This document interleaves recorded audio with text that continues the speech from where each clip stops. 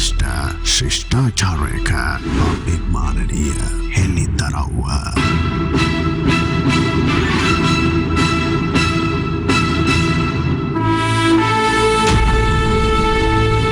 අපට අමතක වගිය අපේ පරපුරේ ලේ උරුමයේ සත්‍ය කතාව ජීවමාන මහා රාවණ ආයුබෝවන් ආයුෂ බොහෝ වේවා කියලා ඔබට ප්‍රාර්ථනා කරනවා. ජීවමාන මහා රාවණ විශේෂයෙන්ම වසර 5ක් වගේ කාලයක් තිස්සේ මේ ලාංකීය ධරණී තලය තුල මාධ්‍ය නාලිකාවක රාවණ ඉතිහාසය පිළිබඳව සාකච්ඡා කළා නම් ඒ එකම වැඩසටහන බවට මේ වැඩසටහනපත් වෙනවා. එහි ගෞරවය විශේෂයෙන්ම හිමිවන්නේ ප්‍රේක්ෂකාගාරයේ ඉන්න අපි පිළිබඳ විශ්වාස කරන මේ ඉතිහාසයට ආදරය කරන සැබෑම ලාංකික ඔබ නිසා. ඉතිහාසයට ආදරය කරන ඔබ නිසා. ඔබට අපේ ප්‍රණාමය අපි මුලින්ම වැඩසටහන ආරම්භයේදී පුද කරන්න ඕනේ. විශේෂයෙන්ම Voice of Asia සියත මාධ්‍ය ජාලය බොහොම දීර්ඝ කාලයක් තිස්සේ කිසිම ලාභ ප්‍රයෝජනයක් මේ වැඩසටහන ගුවන්ගත කරන මේ ගුවන් කාලය තුල වෙනත් වෙළඳ අදහසක් තියෙන වෙනත් වැඩසටහනක් විකාශය කරා නම් ඊටාම කෙටි කාලීන විශාල මුදලක් මාධ්‍ය ආයතනයක් විදිහට ඔබ දන්නවා අපිට ලබා ගන්න පුළුවන්. නමුත් ඊටාම දීර්ඝ කාලයක් කොරෝනා වසංගත විවිධ ආර්ථික කඩාවැටීම් විවිධ ව්‍යසන තත්වයන් හමුවේ ඊටාම අසීරු යුගයක් ගත කරමින් සිටියේදී ඔබ දන්නවා මේ රටේ ආර්ථිකය පිළිබඳව කතා කරද්දී අපි අමුතුවෙන් පැහැදිලි කරන්න අවශ්‍ය නැහැ. නමුත් ඒ සා අසීරු යුගවලත් අපි ඊටාම සීරුවෙන් මේ වැඩසටහන පවත්වාගෙන යනවා. ඒට ඔබේ ජවය, ඔබේ දායකත්වය අපි යලි යලි සිහිපත් කරන්න ඕනේ. මේ වැඩසටහන පිළිබඳව ඔබේ අදහස්, ඔබේ යෝජනා, මේ සියලු දේවල් ඔබ අපිට දන්වනවා, අපේ නිෂ්පාදකතුමාට දන්වනවා. ඒ නිසා මේ වැඩසටහන දැන් වසර 5කට ආසන්න කාලයක් අපි මේ වැඩසටහන පවත්වාගෙන එද්දී එදා රාවණ ලෙස ආරම්භුණු මේ වැඩසටහන ජීවමාන මහා රාවණ දක්වා අද අපි කෙමෙන් ඉදිරියට අරගෙන යනවා. විශේෂයෙන්ම වසර දහස් ගණනක ඉපැරණි ඉතිහාසය තුළ අපේ ජීවිතවලට මේ කොයිතරම් වැදගත් වෙනවද, වර්තමානයේ අපිට අනාගතය දක්වා අපේ පරම්පරාවට මේ වැදගත් වෙන්නේ කොයි ආකාරයෙන්ද කියන කාරණාව පිළිබඳව අපි අදත් සාකච්ඡා කරන්න බලාපොරොත්තු වෙනවා. ඊටාම ගෞරවයෙන් පිළිගන්නවා මේ වැඩසටහනට විශේෂයෙන්ම ආරම්භයේ සිට එදා ගයාන් සඳකැලුම්ගේ සිට විශාල කණ්ඩායමක් මේ වැඩසටහනට පැමිණියා. ඒ සියලු දෙනා ඊටාම ගෞරවයෙන් සිහිපත් කරනවා. විශේෂයෙන්ම මානව විමල රතන අපේ නාහිම්පාණන් වහන්සේට ඊටාම ගෞරවයෙන් සිහිපත් කරමින් මේ වැඩසටහන තුළදී 5 වසරක අපි ආපු ගමන් මගේදී සුවිශේෂ තවත් ස්වාමින් වහන්සේ නමක් ඊටාම ගෞරවයෙන් අදත් අපි මේ වැඩසටහනට ආරාධනා කළා. හිඳකල රජමහා විහාරවාසී පූජ්‍ය ඇඹිල් මීගම පඤ්ඤාකිත්ති ස්වාමින් වහන්සේ ඊටාම ගෞරවයෙන් අවසරයි ස්වාමින් වහන්සේ වැඩසටහනට ඔබ වහන්සේ පිළිගන්න ලබනවා. ඒ වගේම ඉතිහාසය පිළිබඳව විවිධ අය විවිධ තොරතුරු සොයා යද්දී විශේෂයෙන්ම ඉතිහාසය පිළිබඳව ගවේෂණය කරමින් විශ්වාසනීය ඉතිහාසයක් පිළිබඳව කතාව අපිට වර්තමානයේදී කියන අපේ ජ්‍යෙෂ්ඨ මහාචාර්ය රාජ් සෝමදේවයන් ආයුෂ බොහෝ වේවා කියලා පිළිගන්නවා. ඔබතුමාගේ සම්ප්‍රාප්තිය වැඩසටහනට විශාල ආලෝකයක්, ශක්තියක්, අපට මහා ගෞරවයක්. ඒ වගේම මේ වේදිකාව මේ ආකාරයෙන් නිර්මාණය කරන්නට 5 වසරකට ආසන්න කාලයක් අඛණ්ඩව නොකඩවා යා හැකි මේ මහා පෞර නිර්මාණය කරන්නට මුල්ගල තියපු මේ අදහස මෙහි නිර්මාතෘත්වයේ දරන අපේ Voice of Asia මාධ්‍ය ජාලයේ විශේෂයෙන්ම සියද රූපවාහිනී අපේ ජ්‍යෙෂ්ඨ උපදේශකතුමන් ප්‍රියන්ත කාර්යප්පරම මහත්මයා තමයි මේ සියල්ල පසුපස ඉන්නේ. ඊටාම ගෞරවයෙන් ඔබතුමාව ආයුෂ බොහෝ වේවා කියලා පිළිගන්නවා. ඔබතුමාගේ සංකල්පය මේ වැඩසටහන පමණක් නෙවෙයි, ලංකාවේ දසත දිග්භාගයේ පමණක් නෙවෙයි, ලෝකෙ පුරා විසිරලා ඉන්න ලාංකිකයෝ මේ රාවණ ඉතිහාසයට ආදරය කරන අය රාවණයන් වෙනුවෙන් පහනක් දැල්වමින් සිය ජීවිත ඒ පහනෙන් ආලෝකමත් කරගන්නවා. ඒ ආශිර්වාදයේ ඒ ඇයට ලැබී තිබෙනවා. බොහෝ දෙනා හැඬු කඳුරෙන් කනස්සල්ලෙන් ජීවිත ගත කරන මෙවැනි යුගයකත් මේ පහන ඔස්සේ ලැබෙන ආලෝකය ඇයගේ ජීවිත ආලෝකමත් කරමින් ශක්තිමත් කරන බව නිරන්තරයෙන්ම අපට කියනවා. ඒ නිසා පහන දැල්වීම පිළිබඳවත් ඉතාම ගෞරවයෙන් සිහිපත් කරමින් මා සූදානම් වෙනවා අපේ නාහිමිපාණන් වහන්සේගෙන් දැනගන්නට. විශේෂයෙන්ම ස්වාමින් වහන්සේ මේ රාවණ ඉතිහාසය පිළිබඳව මුල් කාලීනව වසර ගණනාවක් තිස්සේ අපි සාකච්ඡා කළා. මේ ජීවමාන රාවණයින් අපිට ඉතාම වැදගත් වෙනවා. අපේ අනාගත පරම්පරාව, වර්තමාන දරු පරම්පරාව ස්වාමින් වහන්සේ මේට අවුරුදු 10කට 15කට හිටපු දරු පරම්පරාවට ඉතා වෙනස් ඉතිහාසය පිළිබඳව පොතපතේ ඉගෙන ගන්න දෙයට එහාට ගිහිල්ලා එයයි මහා රාවණ ඉතිහාසය පිළිබඳව සොයනවා ස්වාමින් වහන්සේ. ඒ නිසා ජීවමාන රාවණයින් අපිට ඉතාම වැදගත් වෙනවා. ඒ පිළිබඳව ඔබ වහන්සේගේ පැහැදිලි කිරීම ඉතාම විශිෂ්ට වේවි අද මේ වැඩසටහනට ආරම්භයක් විදිහට. ලෝකවාසී සීලූම් සත්වීන්ට තිරුවන්ගේ ආශිර්වාදය ප්‍රාර්ථනා කරනවා. විශ්වයට නමස්කාර කරනවා. විශේෂයෙන්ම අද මේ සාකච්ඡාවේදී නැවත වතාවක් මහාචාර්ය රාජ් සෝමදේව මැතිතුන් සමග ඒ වගේම පියන්ත කාර්යප්‍රේම මැතිතුන් සමග මේ සාකච්ඡාව දෙවෙනි වටයක් හැටියට ආරම්භ කිරීම ලැබීම මම ඉතාමත්ම සතුටට පත් වෙන අවස්ථාවක්. අපි පසුගිය වැඩසටහනේදී අපි ඉස්මතු කරගන්නට යෙදුනා කියන්නේ රාවණා කියන්නේ කවුද? ඊගාට මහරාවණා කියන්නේ කවුද? ඊගාට අමරණීය මහරාවණා සහ දැන් අද අපි කතා කරනවා ජීවමාන මහරාවණා කියන්නේ කවුද කියන එක පිළිබඳව. මේක ඉතාමත්ම වැදගත් වෙන්නේ දැන් රාවණා කියන්නේ කවුද කියන එක මම පසුගිය සතියේ පැහැදිලි කිරීමක් කළා. එහෙයි. මහරාවණා කියන්නේ කවුද කියන එක ඉතාම සරලව මම පැහැදිලි කිරීමක් කරා. ඒ කියන්නේ සියලු ශිල්ප ශාස්ත්‍ර නිපුණත්වයට පත් වෙලා ඊගාවට රටක් පාලනය කිරීමේ ඒට අවශ්‍ය කරන ගුරුහරුකම් මේ සියල්ලක්ම එකතු කරගෙන ඊට පස්සේ සටන් කලාවන් මේවා කොහොම නිපුණත්වයට පත් වුණාට පස්සේ රාජාභිෂේකයේ ලැබුවට පස්සේ තමයි මේ රජකමත් එක්ක තමයි මේ මහරාවණා කියන වචනය අපිට ඉස්මතු කරගන්න පුළුවන්කමක් තිබෙන්නේ.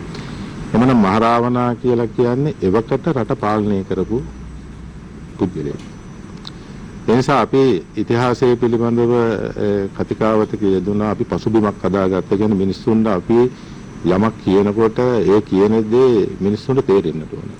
එහෙම නැත්නම් අපි රාවණා, මහරාවණා, ඊට පස්සේ අමරණීය මහරාවණා, ජීවමාන මහරාවණා කියලා මේ වචන පෙළක් කිව්වට මේක මිනිස්සුන්ට එකින් එක වැටහෙන්නේ නැහැ. මේ වැටහීම අවබෝධය කියන එක ඉතාමත්ම වැදගත් වෙනවා. එතකොට තමයි මේ පිළිබඳව යම් අයෙකුට හොයන්නට හෝ එහෙම නැත්නම් ගවේෂණය කරන්නට, ඒ පිළිබඳව කරුණු අධ්‍යයනය කරන්නට විවිධ ශාස්ත්‍ර ඔස්සේ තමන්ගේ මනස විවෘත වෙනවා. දැන් මෙතන වචන තුනක් මම වෙන් කර ගන්නවා. රාවණා, මහරාවණා, අමරණීය මහරාවණා. හැබැයි මේක සමාහලාට පොතපතේ නැහැ. මේක මම විහිං ගොඩනගාගන්නේ.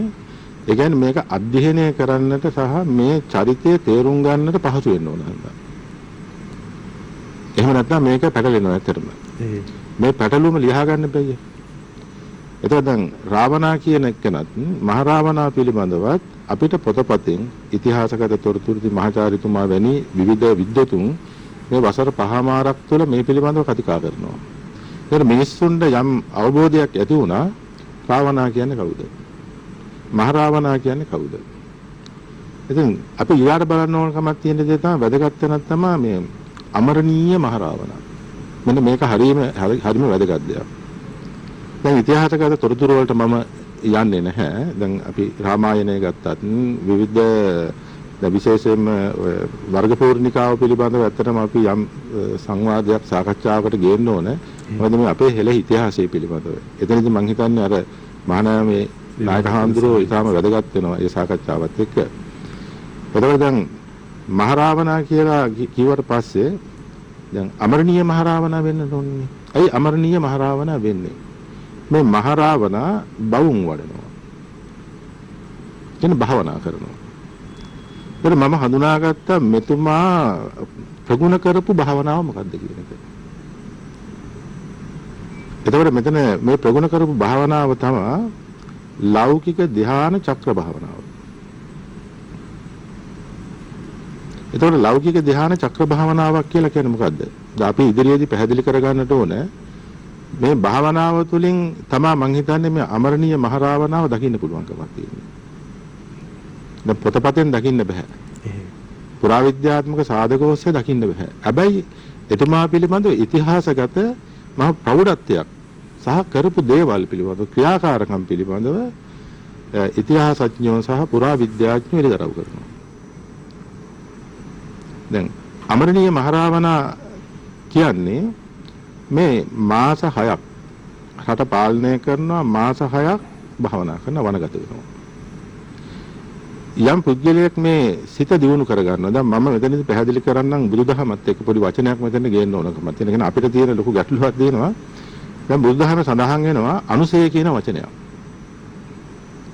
මේ අනුසය කියලා කියන්නේ මොකද්ද? රාගය සහ දේශය.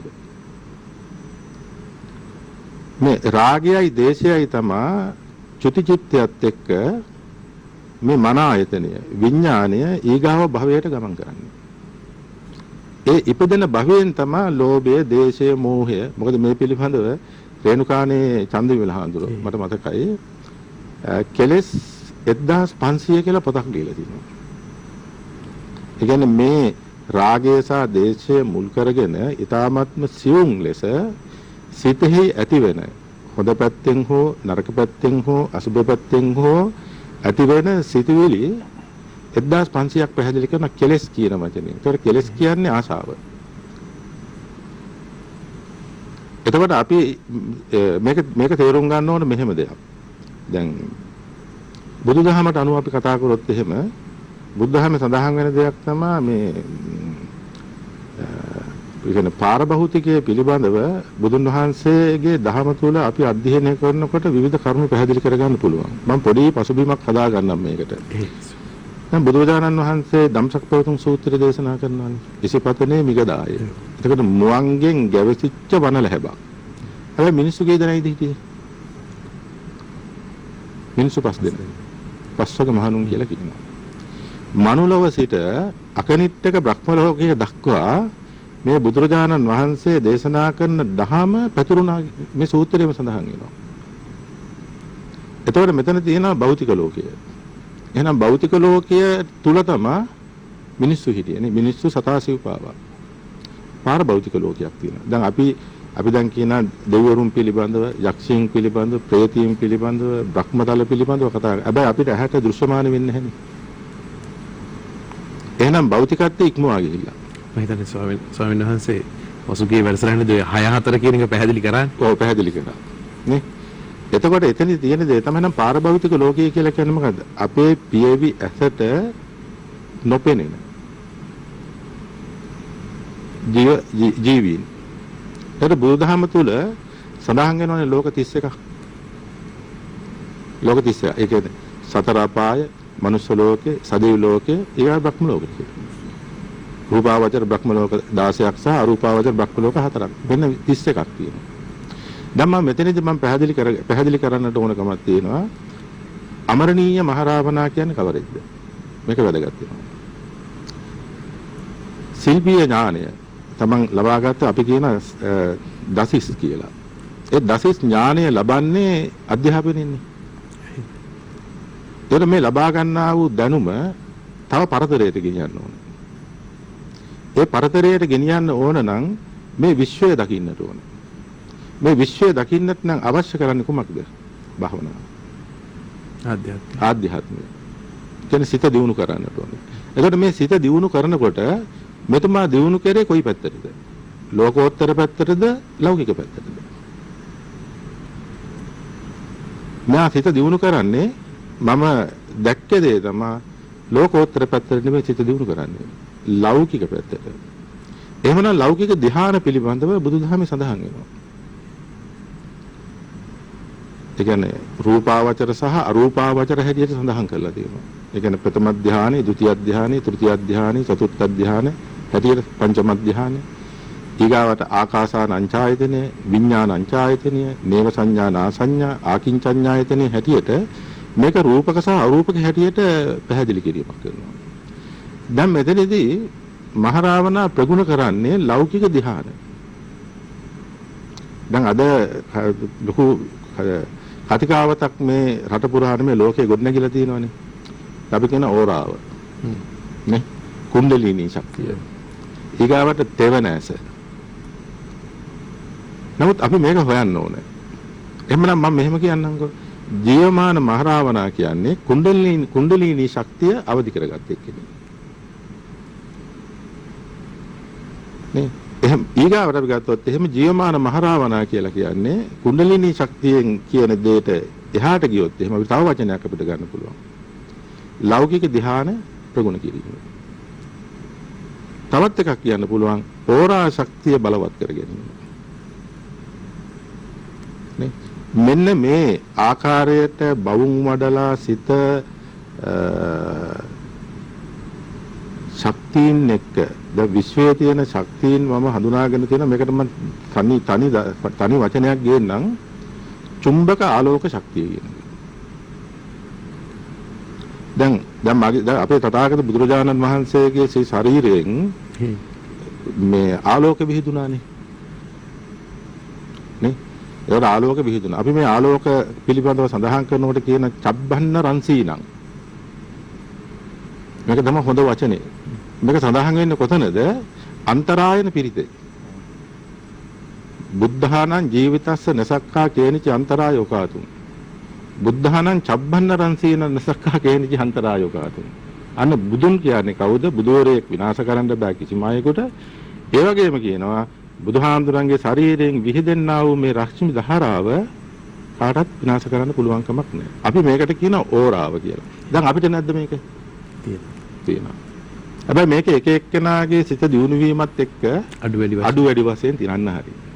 නේ? එහෙමනම් මහරාවණා මොකද කරේ? මේ ශරීරයේ වීදෙන මේ චක්‍ර වලින් තමයි මේ ආලෝකය විහිදෙන්නේ. ඒකට අපේ මේ තියෙන ශරීරයේ චක්‍ර 108ක් තියෙනවා. මේ චක්‍ර 108න් ප්‍රධාන චක්‍ර 7ක් තියෙනවා. මොකද්ද? මූල ධාතුක චක්‍රය. සත්ත්ව වර්ණය. සුවතන චක්‍රය. තැඹිලි වර්ණය. මණිපූරක චක්‍රය. කහ වර්ණය. හතතන චක්‍රය. ලා කොළ වර්ණය. දීව ධාතුක චක්‍රය. ලා නිල් වර්ණය. ආඥා චක්‍රය. ජම්බුල වර්ණය. සහස්ත්‍ර චක්‍රය.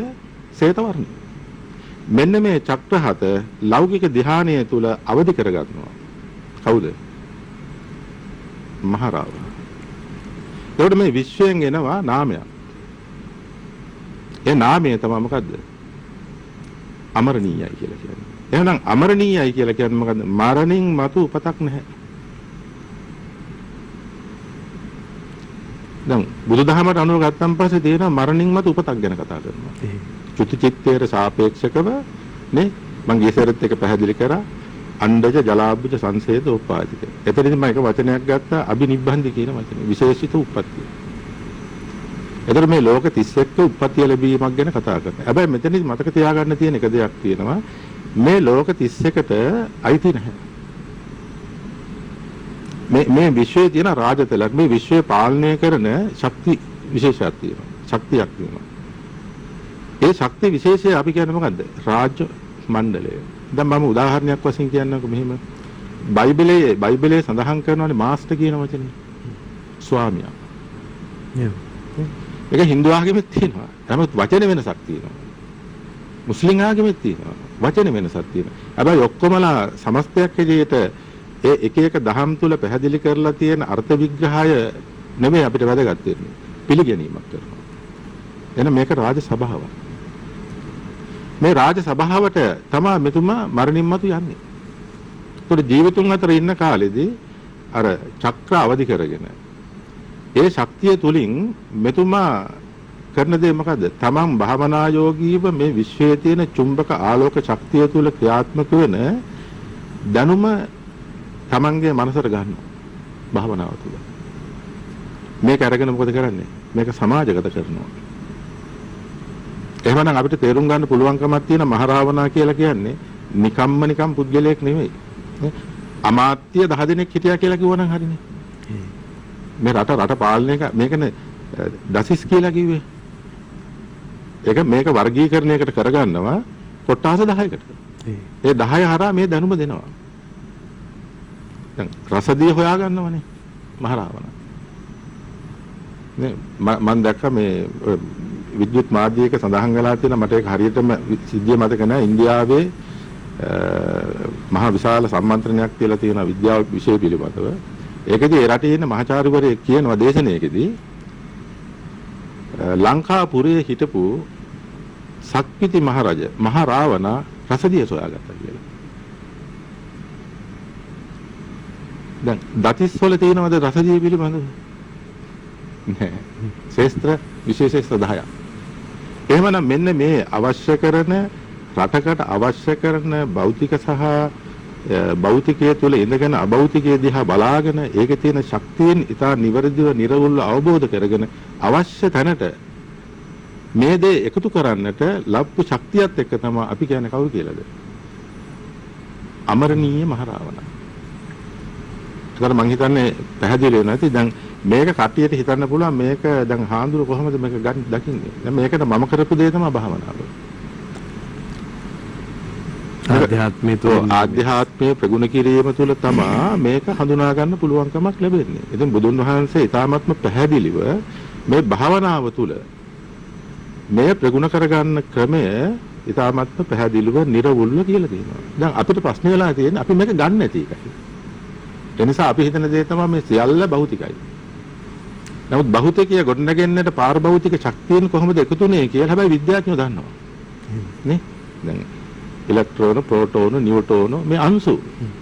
නමුත් කවුරුත් ඇහැට දැකලා නැහැ. නමුත් ශක්තියක්. මේ ශක්තියේ තියෙන චුම්බක ශක්තිය සහ ආලෝක ශක්තියන මේ එකතුව මෙන්න මේක සසුදක්සේ අතඹුලක්සේ මේ මහා රාවණ අවබෝධ කරගන්නවා. ඒ අවබෝධ කර ගැනීම තුලින් ලබන දේ මොකද්ද? අමරණීයත්වයටපත් වෙනවා. හැබැයි අමරණීය නාමය දෙන්නේ ඔය සහතිකයක් නෙමෙයි. ඒකයි මේකේ වැදගත්කම. කවුද මේ සහතිකය දෙන්නේ? විශ්වය තුලින්. ඒ විශ්වයේ තියෙනවා අපිට විදිහට වැඩසටහන් වලදී මේව ගැන ඇත්තටම අපි මිනිස්සුන්ට මේ සංගවලා තියෙන දේ ඉස්මතු කරලා දෙන්න ඕන. ඒ නිසාම වෙන්නේ නැති ස්වාමීන් වහන්සේ මේ වසර දහස් ගණනකට පස්සේ අලි රාවණ ශක්තිය පිළිබඳව අපි කතා කරන්නේ. නෑ ඒක තමයි දැන් අපි තේරුම් ගන්න තියෙන දේ තමයි දැන් මේ මෑත කාලේ අපේ රටේ අර කෑගල්ල දරුවෙක් කතා කරනවා මහරාවණ සම්බන්ධව. අර නයිවල දරුවෙක් කතා කරනවා. ඊට කලින් රුසියාවේ අර දරුවෙක් ඉපදිලා මේ සෙනසුරු ගහය පිළිබඳව කතා කරනවා. නේ? ඒක ඕස්ට්‍රේලියාවේ දරුවෙක් ඉපදිලා රාවණ පිළිබඳව කතා කරනවා. දැන් මේ මොකද වෙන්නේ? එදා යුගයේ හිටපු අය දැන් ගන්ධබ්බයෝ හැටියට ඇවිල්ලා මොකද වෙන්නේ? අම්මලාගේ කුසවල පිලිස්න ගන්න. ඒකට මේ ජාතියක්, ආගමක්, කුලයක්, රටක් මේ මොකක්වත් නැහැ. ඒක තමයි සත්‍යය. එතෙන්ද තමයි මම හිතන්නේ මේ පෙරලි අපි මේ ගමන් කරන්නේ ඊටාත්ම සුන්දර ලෝකයකට. හැබැයි මේ සුන්දර කිව්වන් පස්සේ සමහර කට්ටියට හිතන්න පුළුවන් ආන්දර මේ සුන්දර ලෝකයක් කියන්නේ මොකක්ද? නෑ. නිවහනක් නැමැති ලෝකයක් ඇති කරගන්නට. නිවහන කියලා කියන්නේ මොකද්ද? සනසීම. නිවහනයි ගෙදරයි අතර වෙනසක් තියෙනවා. අපිට මේවා ඉදිරියේදී පැහැදිලි කරගන්න පුළුවන්. ඉතින් ඇත්තටම. ඉතින් මම මේ පිළිබඳව ඉදිරියට සාකච්ඡාවට ඉඩ තබමින් මගේ මේ සුළු පැහැදිලි කිරීම මම මෙතනින් අවසන් කරනවා. මම හිතන්නේ ස්වාමීන් වහන්සේගේ පැහැදිලි කිරීම මේ පැහැදිලි පිරිසිදු ජලයේ භාජනයක් දිහා බලාගෙන ඉන්නකොට පැහැදිලි වෙන ආකාරයෙන්ම ඉතාම හොඳ පැහැදිලි කිරීම. ඒ පැහැදිලි කිරීම තුළ බොහෝ දේ කියවෙනවා. ඒ නිසා අපේ සියත රාවණා වැඩසටහන යලිත් අපේ YouTube නාලිකාවට කියලා සියත YouTube නාලිකාවට කියලා සියත රාවණා කියලා ඔබට සර්ච් කරාම ආරම්භක පළමු වැඩසටහනේ දැන් අරබන බලන්න. විශේෂයෙන්ම මේ වැඩසටහනේ වුණත් යම් තැනක් පැහැදිලි කරගන්න අවශ්‍ය නම් නැවත මේක නැරඹීමෙන් ඔබට මේ පිළිබඳ ඉතා හොඳ අවබෝධයක් ලබා ගන්න පුළුවන්. දැන් ඉතිහාසය පිළිබඳ හොයාගෙන යද්දී අපි බැලූ බැල්මට පේන්නේ ගොඩනැගිලි තිබුණා, පොකුණු තිබුණා, විවිධ දේවල් තිබුණා කියලා. නමුත් ආධ්‍යාත්මිකව කොයිතරම් සුවිශේෂ යුගයක් ඉතිහාසයේ තිබුණාද කියන එක මහාචාර්යතුමනි අපිට ඒ නිර්මාණ දිහා බැලීමෙන්ම තේරුම් ගන්න පුළුවන් මහ විශාල ඉතිහාසයක් පිළිබඳව ඔබතුමා ගවේෂණය කරලා තියෙනවා. අපිට මේ ආධ්‍යාත්මික සුවිශේෂ ඉතිහාස යුගය පිළිබඳව පොඩි පැහැදිලි කිරීමක් කරන්න. ඔව් මෙහෙමයි. මෙතනදී අපි අතීතයේ සම්බන්ධයෙන් කතා කරනකොට අපි දැනගත යුතු දේ තමයි මේ ආධ්‍යාත්මික කියන වචනයයි මේ විශ්වයේ තිබෙන නොයෙකුත් ප්‍රපංච නොයෙකුත් දේවල් පිළිබඳව දැනගැනීමයි කියන එක දෙකක්. හුඟක් වෙලාවට ආධ්‍යාත්මිකව මිනිස්සු සංවර්ධනය වෙන්න පටන් ගත්තේ ඉතිහාසයේ යම් දියුණු යුගයකට ආවට පස්සේ. විශේෂයෙන්ම ශිෂ්ටාචාරය ඇති වෙලා ඒකම ආගම් පහළ වෙලා දර්ශනවාද පහළ වෙලා ඒක තමයි එන්නේ. නමුත් ඒ එවැනි ශිෂ්ටාචාරික ඒ කියන්නේ නාගරික සමාජ ගොඩනැගෙන්න පෙර ඉඳලා මේ විශ්වයේ තිබෙන නොයෙකුත් තමන්ට ඍජුවම තේරුම් ගන්න බැරි දේවල් පිළිබඳව යම්කිසි අභ්‍යාසයක යෙදීම ඒක තේරුම් ගන්නට වෑයම් කිරීමේ උත්සාහයන් ගත් බවට අපිට සාක්ෂි ලෝකේ නොයෙක් තැන්වල පෙන්වන්න පුළුවන්කම තියෙනවා. දැන් මේ වැඩසටහන අහගෙන ඉන්න අපේ හිතවත් ප්‍රේක්ෂකයෝ කල්පනා කරයි කොහොමද අපේ නායක හාමුදුරුවෝ ආරම්භ කරපු ඒ ආධ්‍යාත්මික සාකච්ඡාව සංවාදය එතකොට අධිභෞතික අදහස් ගැන පාරභෞතික අදහස් ගැන දැන් මේවා මේ පුරාවිද්‍යාව වගේ ද්‍රව්‍යත් එක්ක වැඩ කරන අතපත ගන්න දේවල් නිතරම හොයන එහෙම විද්‍යාවකට පුළුවන්ද මේ අදහස් වලට සමාන්තරගත වෙන්න කියලා ඕන කෙනෙකුට හිතන්න පුළුවන්. එහෙම හිතන්න පුළුවන් වෙන්නේ අපේ රටේ එහෙම සාකච්ඡාවක් මින් පෙර ඇති වෙලා නැහැ. අපි කතා කරන්නම ස්පර්ශ උරුමය පිළිබඳ වැඩි හැලි. අපි තියෙන්නේ මෙහෙමනේ. අපි ස්පර්ශ උරුමය කියලා අපි කියන tangible heritage කියලා. ඒක ගැන තමයි හුඟක් කතා කරන්නේ. ඊට පස්සේ intangible කියලා අස්පෘශ්‍ය කියලා කියන ඔය නොඑක් මිනිස්සුන්ගේ විශ්වාස පද්ධති ඒවත් එක්ක.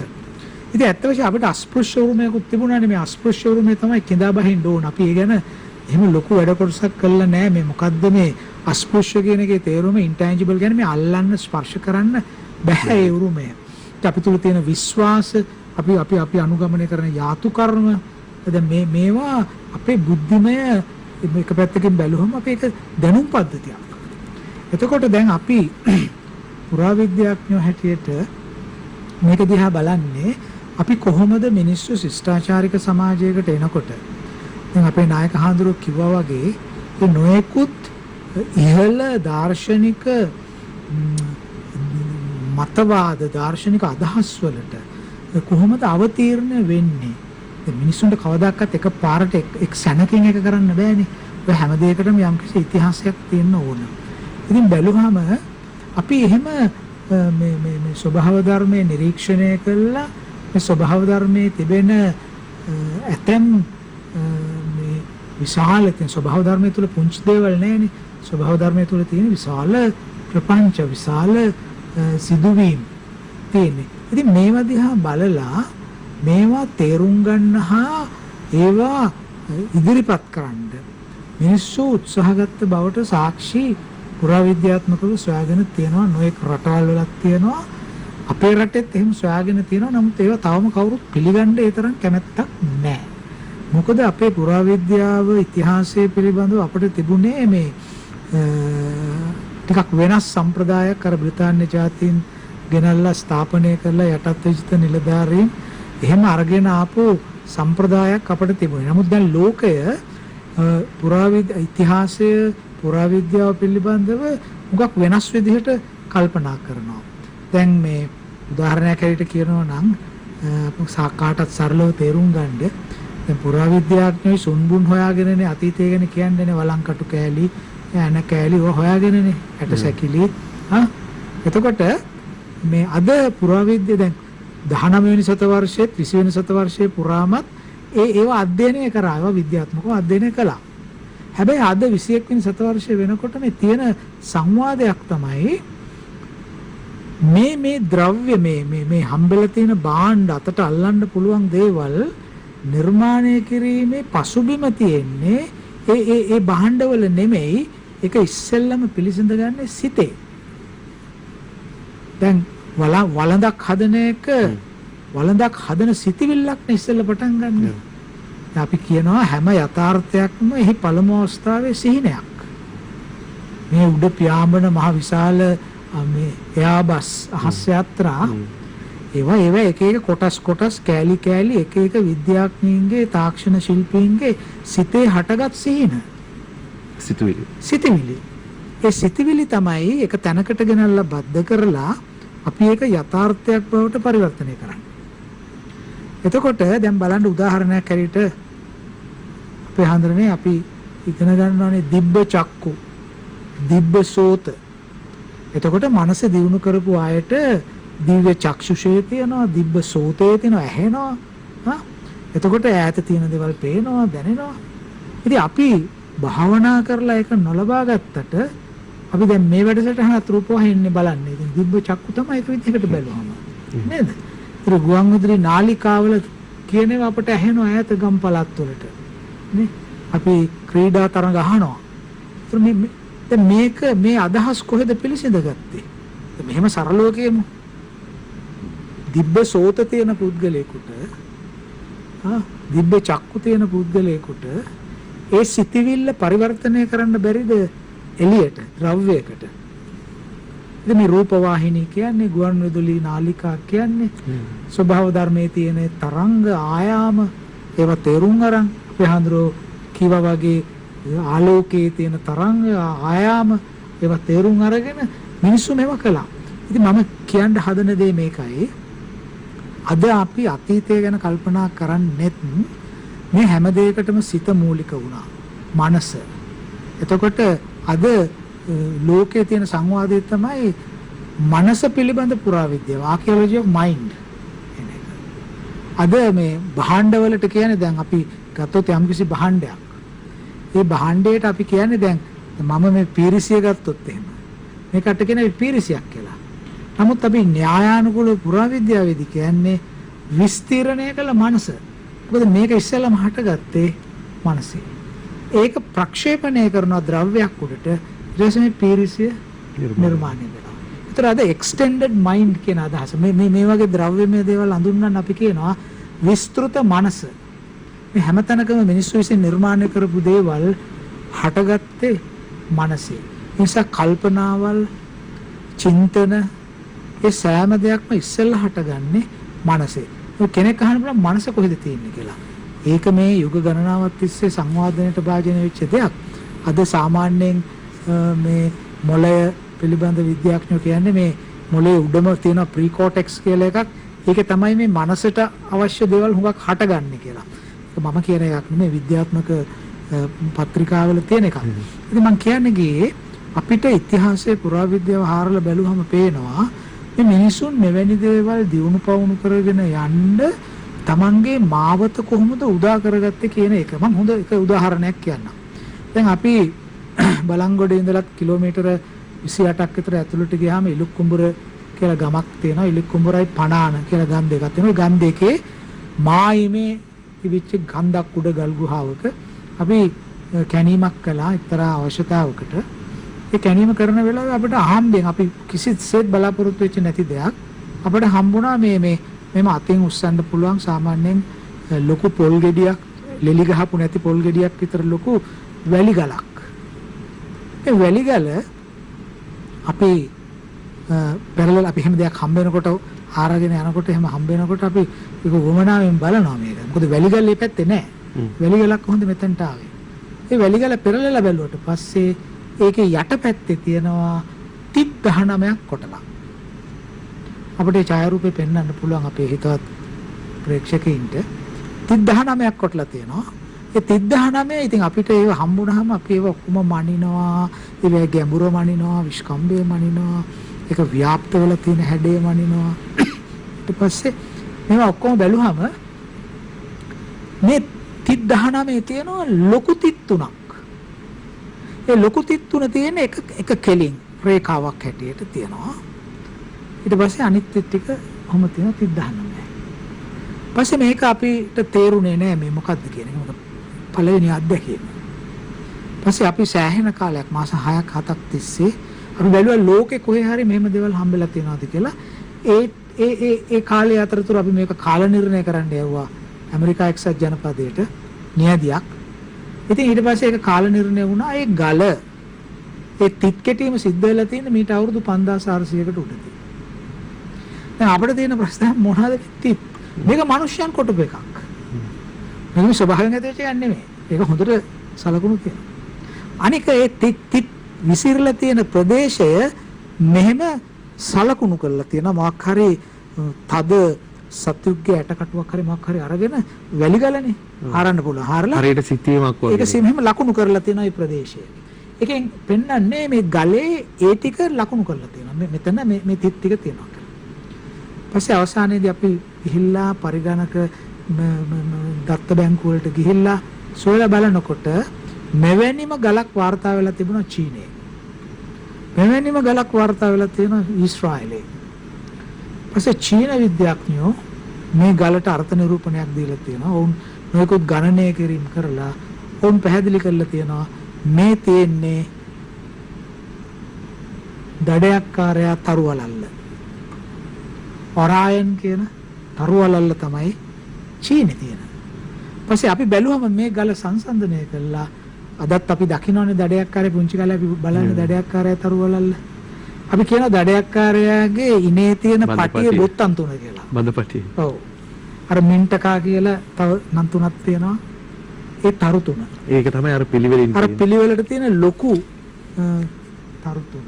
ඊට පස්සේ අපි මොකද කරේ මේක පිටපතක් අරගෙන ඉවර වෙලා ඒ පිටපතයි අහසෙන් ඡායාරූපගත කරපු දඩයක්කාරයා තරුවලල්ලා එකට තිබ්බම ඒ දෙක සම්පාත කරන්න හොඳට පුළුවන්කම තියෙනවා. එතකොට කෙනෙකුට කියනවා මේක අහඹු සිඳුවීමක් මේක එහෙම වැදගත්කමක් නැහැ කියලා.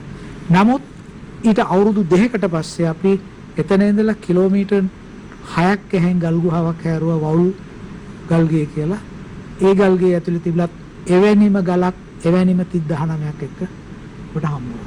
ඒතර මේකෙන් පේනවා මේක මේ මිනිස්සු හිතා මතාම කරපු දෙයක්.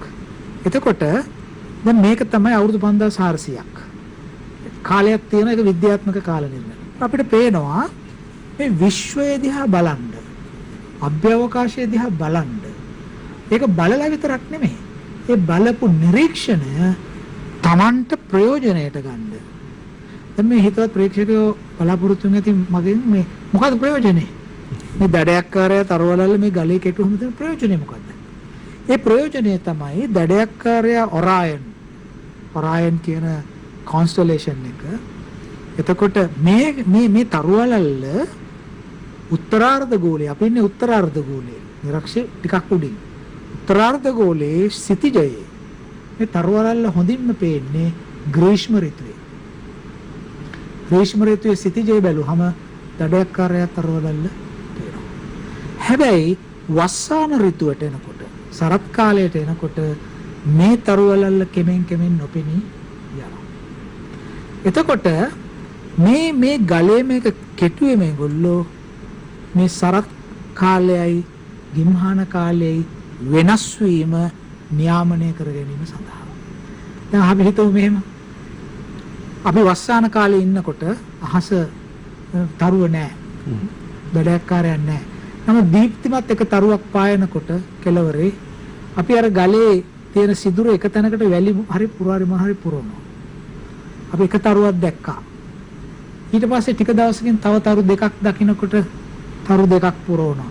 මේකෙන් පේන්නේ කවද්ද ගිම්හානය නැවත ළඟා වෙන්නේ. ඇරඹෙන්නේ. මොකද මිනිස්සුන්ට අවශ්‍යයි ගස්වල මල් පිපෙන්න ඕන, ගෙඩි හැදෙන්න ඕන, වගා කළේ නෑ ඒ කාලේ. නමුත් මේ මිනිස්සු කැලෑවල තිබිච්ච දේවල් නෙලා ගත්තා. එතකොට ඇට වර්ග හැදෙන්නේ කොහෙද? තෘණ වර්ගවල. මේක දැනගන්න නම් වුන්ට මේ ඍතු මාරු වීම පරිමාණගත කරගන්න ඕන.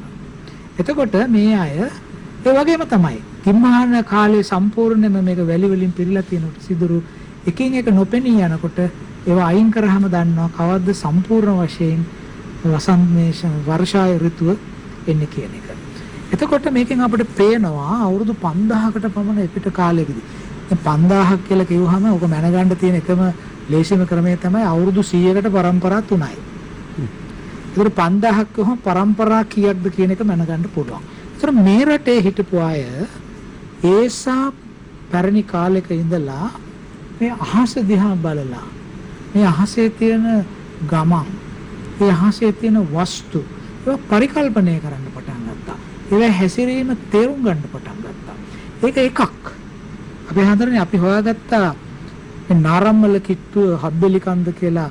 අපි නෙමෙයි ඒක හොයාගත්තේ, ඊට කලින් පුරාවිද්‍යාඥයෙකු සොයාගත්ත. අපි ගියා ඒක පරීක්ෂා කරන්න. ගියාම ඒකේ ගලක තියෙනවා අපි හඳුනන්නේ ඉරි මෙහෙම තරංගාකාරයව ඉරි තිත් මේවා කොටලා. කිසි කෙනෙකුට මේක තේරෙන්නේ නැහැ. මේක මහ විශාල ප්‍රහේලිකාවක්. ඊපස්සේ ඒක අපි පිටපත් කරලා ගෙනල්ලා පරිගණක ආශ්‍රයෙන් වෙන් කරාම ඒ රේඛාවල තියෙන රටාවක්. දිගිරි, මැදිරි, කෙටිරි ගාව එක තිතක්, මැදිරි ගාව තිත් දෙකක්. මේක රටාවක් තියෙනවා. අවසානයේ අපි ලෝකේ ඔය ඇලෙක්සැන්ඩර් මාෂක් කියලා මහත්මයෙක් ඉන්නවා. ලෝකෙම මේ වගේ ඉරි අධ්‍යයනය කරපු කෙනෙක්. පුරාණ මිනිස්සු තියපුවා. බලුවම මෙහෙම මිනිස්සු ඉරි ගහලා තියෙන්නේ හඳේ ගමන නියාමනය කරන්න. මොකද හඳේ ගමන ඊටම වැදගත්. අපේ හඳනේ අපි දන්නවනේ චන්ද්‍ර මාස ක්‍රමය කියන එකනේ. චන්ද්‍ර මාස ක්‍රමයේ තියෙන අපේ සෙල්ලිපි වල දිනේ දාලා දෙන්නේ චන්ද්‍ර මාස ක්‍රමය. සූර්ය මාස, චන්ද්‍ර මාස. මොකද මේ ග්‍රහ වස්තු චලනය වෙන එක අපිට බලපානවා. ලෙඩ රෝග වලට, වඩදිය බාදිය ඇති වෙන්නේ. පැරණි ගහක් කපන්නේ ගහක් කපන කරුවලට ඒ වගේ දේවල් බලන්න. ඒ ගස් හිටවන්න චන්ද්‍රයා දිහා බලලා අල වර්ග හිටවන්නේ කොහොමද? වතුර තියෙන කෙසෙල් වගේ ගස් වලට බලපාන්නේ කොහොමද? දැන් අදටත් කියන්නේ මොනවද? කුජ අපලයක් තියෙනවා කෙල් ගහක් හිටවල සාතු කරන්න. සෙනසුරු අර මං හිතන්නේ ඔක අර දැන් මෙතුමා කියපු හරි වැදගත් වෙනකට ආව මේ සාකච්ඡාව. ඒ කියන්නේ දැන් අපි ගිය සතියේ සාකච්ඡා කරා වර්ග පූර්ණිකාවේ තියෙන වචනය. ඒ කියන්නේ ශෛලාස, රවි ශෛලාස අක්ෂර ගැන. ඒක එකක් තිබ්බනේ මුගලක්ෂ කියන අක්ෂරේ චන්ද්‍රයා ගැන කිව්වේ. දැන් මෙතුමා බොහොම පැහැදිලිව මේ කාල නිර්ණය පිළිබඳ කොච්චර අවබෝධයක් තිබ්බද කියන එක පුරාවිද්‍යාත්මක මෙතුමා පැහැදිලි කරනවා. මම හිතන්නේ දැන් අපි පුරාවිද්‍යාව පිළිබඳව බැලූ බැල්මට නොපෙනෙන මානයකට මෙතුමා අපිව රැගෙන ගියා. අරගෙන යනවා. නෑ ඒකට වෙලා තියෙන්නේ අපි සාමාන්‍ය පුරාවිද්‍යාවේදී කතා කරන්න පුරුදු වෙලා ඉන්නේ එක්කෝ ගල්ලාවුද, ඇටසැකිලි, මැටි කැබලි එහෙම නැත්නම් අනිත් පැත්තෙන් සඳකඩ පහන්, මුරගල්, චෛත්‍ය ඒවා ගැන අපි කතා කරනවා. එහෙම නැත්නම් පරණ පාලම්, ගල් පාලම් ඒවා ගැන කතා කරනවා. නමුත් මේ අපි කතා කරන්නේ ලෝක පුරාවිද්‍යාවේ තියෙන අලුත්ම දිශානතිය ප්‍රජානන පුරාවිද්‍යාව. ඒක ඉංග්‍රීසියෙන් කියන cognitive archaeology කියලා. ඒ කියන්නේ අද ලෝකේ පිළිගන්න දේ තමයි මිනිහා හිතපු ආකාරය තේරුම් ගන්නේ නැතුව මිනිහා නිපදවපු දේවල් තේරුම් ගන්න අපිට පුළුවන් කමක් නැත්තේ නෑ. දැන් උදාහරණයක් මම කියනවා බොහොම පහම ලේසියෙන්. දැන් කැනීම් කරනකොට අපිට හම්බුනොත් එහෙම වළඳක්, වළඳේ ගැට්ටයි, වළඳේ බදේ නයිපෙනයි තියෙන එක. දැන් අපිට දුන්නොත් එහෙම නුපුරුදු කෙනෙකුට මේෙන් කලයක් වගේ එකක් තියෙනවා, ගැට්ටක් නයි ඉන්නවා. මේක සුදු මහත්තයෙකුට ඇවිල්ලා ලංකාවේ කැනීම් කරලා කවදාකවත් කියන්න බෑ මේ මොකද්ද කියලා. මොකද ඒක දන්නේ අපේ සංස්කෘතිය. අපි දන්න පූණෑව කියන ඒ පූණෑව ගන්න යාතු කර්ම කරන්න. මෙහෙම කලයක් වටේම නයි පෙන තියෙනවා. එතකොට ඒ කලයයි ඒකට නයි පෙනයි ආදේශ කළේ හිතලා තේරුමක් ඇතුව. දැන් අපේ අට කතාවල ඇතම් තැනක තියෙනවා මේ නාගතූප කියලා. අපේ හන්දරේ මට හම්බෙලා තියෙනවා නාගතූප. ඒක විග්‍රහ කරලා තියෙනවා හුඹහක චීවරයක් කොතලා.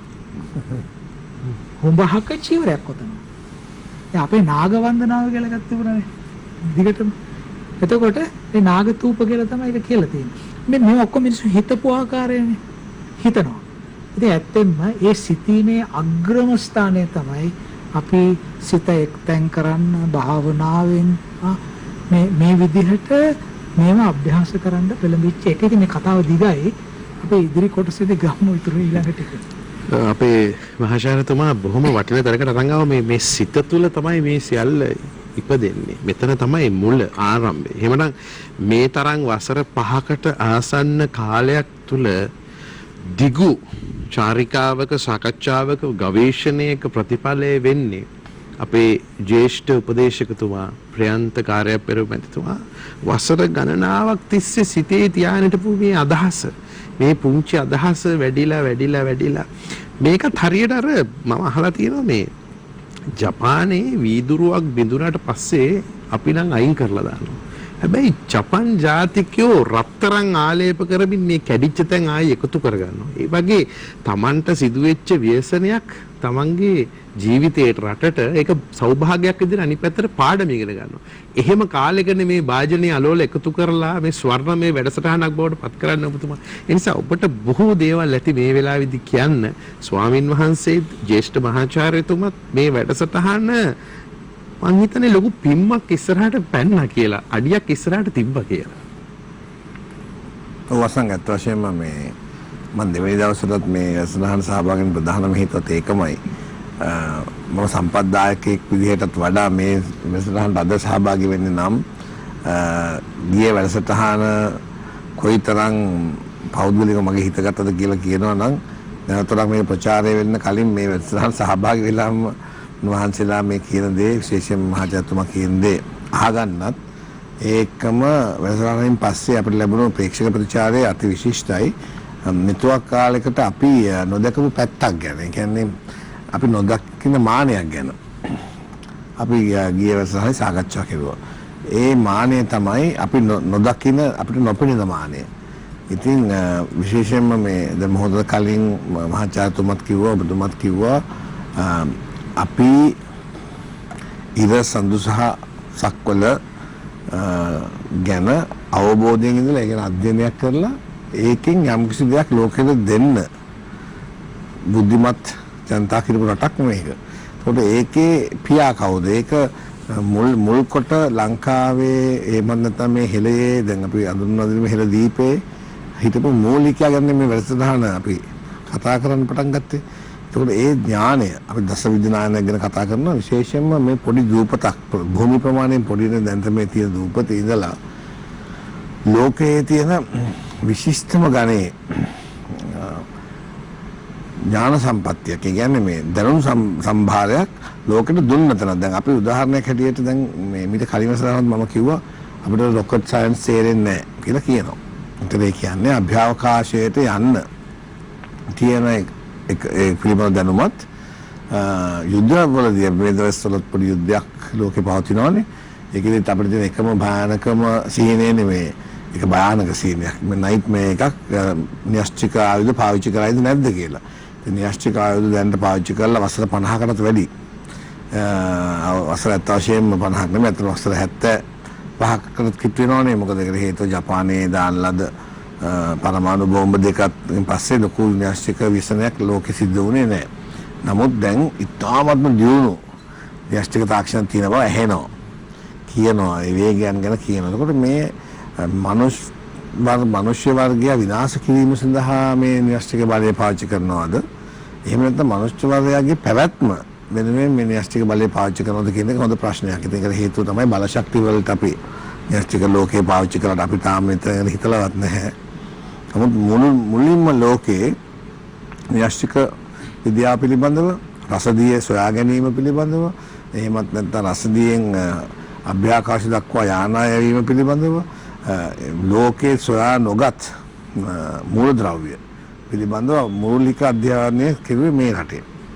ඉතින් ඒකම අදටත් මේ භූමිය තුල තියෙන මොනවද හරියට හරියමං මේ විමර්ශනය කරලා නැහැ.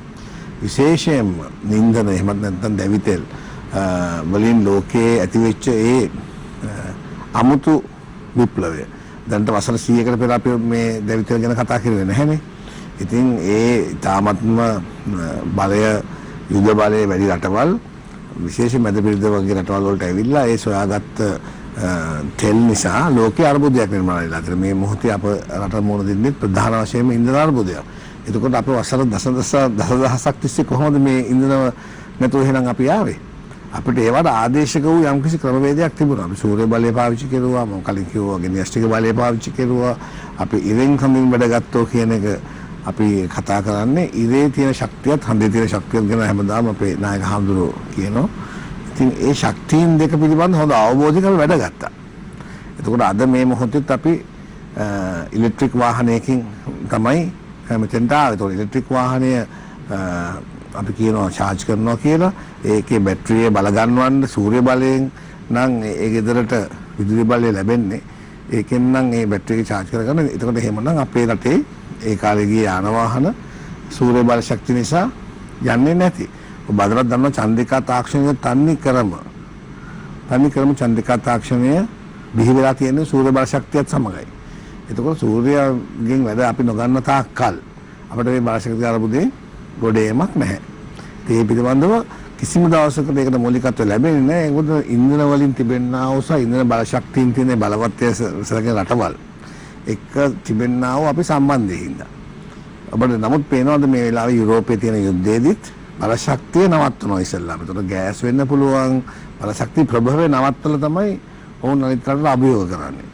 ඉතින් එහෙමනම් අපි පොඩි රටක් විදිහට දැන් මේ වෙලාවේ මුණ දෙලා තියෙන අභියෝගයෙන් ජය ගන්න නම් පෙර ඉතිහාසයේ මේ වසර 100කට 150කට කලින් නොතිබුණු බල ශක්තිය. ඒතකොට අපි යුරෝපයේ ප්‍රධාන ජාතීන් තුනක් එක්ක හැප්පුණා. ඒතකොට කොහෙන්ද අපිට බල ශක්තිය ලැබුණේ? යකඩද වානේද ආයුධද කාලතුවක් ගෙනාවා නම් ඒ කාලතුවක් වල ප්‍රතිප්‍රහාර දෙන්නද ගරිල්ලා සටන් ක්‍රමද ලෝකේ සොයා නොගත් සියලුම සටන් ක්‍රම පාවිච්චි කරලා ඒ විදේශ ආක්‍රමණ වලට අපේ ජනතාව ඉතාම හොඳින් මුහුණ දුන්නානේ. ඉතින් දැනටත් මේ වෙලාවේ මම කිව්වේ ඒක යුද්ධ අපි කොයිම අවස්ථාවකවත් යුද්ධ හෝ ප්‍රචණ්ඩ ක්‍රියා අනුමත නොකලට තමුන්ගේ ජාතියට හෝ තමුන්ගේ රටට ආක්‍රමණයක් එල්ල වෙන වෙලාවෙදී දිවි හිමියෙන් රටවල් ගත්ත රටවල් වලින් එකක් නෙමේක. ඉතින් ඒක මූලස්ථානයේ තියන්න පුළුවන්. මොකද ඊයේත් මට අතරම ස්වාමීන් වහන්සේ නමක් කතා කරලා කිව්වා මේ පෘතුගීසි ආක්‍රමණය වෙලාවේදී කී පාරක් නම් අපි ආක්‍රමණ ව්‍යර්ථ කරලා ඒ වෙලාවේදී අපි රැකුණාද කියලා. ඉතින් ඒක අත් වශයෙන්ම උන්වහන්සේ විමල් ධර්ම සූරියතුමා ගැන සහ විශේෂයෙන්ම මේ සියම් නිකායේ අපේ නායක හඳුනන නමක් මේ අවස්ථාවේදී මේ උපසම්පදාවට කටයුතු තිබෙද්දි මෙතන වැඩම කරලා තියෙන්නේ. ඒ උපසම්පදාව ලබා ගැනීම සඳහා ඒ තායිලන්තයට මේ දූත පිරිසක් යවලා මහ සංඝරාජවරයෙක්ව පත් කරලා සියම් නිකාය ආරම්භ කරපු හැටිත් ඒකට මූලික වූ ඒ විමල් ධර්ම රජතුමාගේ අවසන් පෘතුගීසි සටන ගැනත් ඉතාම හොඳ විස්තරයක් මේ පෙරේදා හාමුදුරුවෝ මට කතා කරලා කිව්වා මේ කාලේව කතා කරන්න එපා. ඒ කාලේ කොහෙද මේ බල ශක්තිය තිබුණේ කියලා. අපිට තිබුණේ නැහැ විදුලි බලය නැහැ. අපිට යන්න වාහන වලට වින්දර නැහැ කී හිටියේ නැහනේ. ඒකෙන් තේරුම් ගන්න ඕනේ තමයි මොකක් හෝ තාමත්ම වූ අපිට නොපෙන්න බල ශක්තියක් මේ ක්‍රියාත්මක වුණා. ඒ බල ශක්තිය සහ ඒ බලයේ පියාණන් වූ මේ කතා කරන මහා රාවණ ජීවමාන මහා රාවණ ගැන මේ වැඩසටහනක් අපිට විශේෂම චේතනාලිකාව තුලින් විකාශනය කිරීම හැකියම වීම ගැන මම හිතනවා. අදමන මම කාලය ගන්න නැතුව අපේ මේ සම්පත් දායක විශේෂ අපේ නායක හඳුනන මහාචාර්යතුමාට ආරාධනා කරනවා. උන් සතු ඥානය මේ වැඩසටහන හරහා ඔබ සියලු දෙනාටම ලබා දෙන්න කියලා. මම හිතන්නේ ඔබතුමා කියනවා වගේ අපි පෝලිං වල පැය ගණන් දින ගණන් අපේ වටිනා කාලය කැප කරනවා. නමුත් මේ රාවණීන්ගේ දසිස් ඥානය විශේෂයෙන්ම ජීවමාන කරගන්න පුළුවන් නම් රටක් විදිහටම රාවණීන් මේ ශක්තිය අපිට බොහොම සතුටින් ගත කරන්න පුළුවන්. පොළවක් අපිට බොහොම සතුටින් ගත කරන්න පුළුවන් වටපිටාවක් මේ රටේම නුදුරේදීම ඇති කරගන්න පුළුවන්. ඒ වෙනුවෙන් අපි තවත් බොහෝ දේ සාකච්ඡා කරමු. අපි යනවා විරාමයකට. විරාමයෙන් අනතුරුව තවත් බොහෝ දේ කතා කරමු. රැඳී සිටින්න. වසර 5000ක් පුරාවට මහ පොළව මත වැළලී ගිය ශ්‍රේෂ්ඨ ශිෂ්ටාචාරයක අභිමානනීය හෙළිදරව්ව